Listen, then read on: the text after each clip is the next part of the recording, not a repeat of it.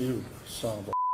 This father's anger. As part of this sentencing, to grant me 5 minutes in a locked room with this demon. Aimed squarely at the man who abused his 3 daughters. Would you give me 1 minute? Well, I'm going to have to get something on.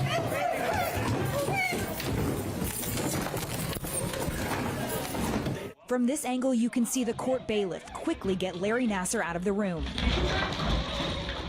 More than 200 survivors in 2 different courtrooms over the past 2 weeks have provided victim impact statements in the case against Nassar, enraging and disgusting the country. On Friday, Randall Margraves listened to 2 of his daughters publicly share details of their abuse. He said that this meant because I had back pain, he would need to put the needles on my vagina. With no coverage, no gloves, underwear and pants down to my thighs, my entire vagina was completely exposed to him.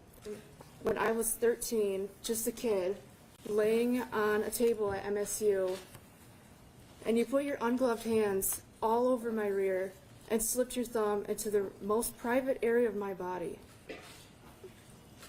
To my parents, thank you for all your love and support through all of this. You have done everything that a parent could ever do. I really feel that my entire family has gone through hell and back these last few months because of what Larry Nassar did to both of my sisters and I years ago. My parents are heartbroken and so filled with regret. The guilt they have will never go away. Margraves' outburst prompted praise on Twitter, calling him a hero. Parents saying they would have done the same thing. You have to understand that compassion and understanding, too, from the judge, who oversaw Margraves' civil contempt hearing a couple hours later in the same courtroom. I cannot tolerate or condone vigilantism, but as for the direct contempt of court, there is no way that this court is going to issue any type of punishment given the circumstances of this case. And my heart does go out to you and your family because of what you've gone through. I appreciate your sympathy. I'd like to apologize to you in the courtroom. I'm embarrassed. I'm not here to upstage my daughters. I'm here to help them heal.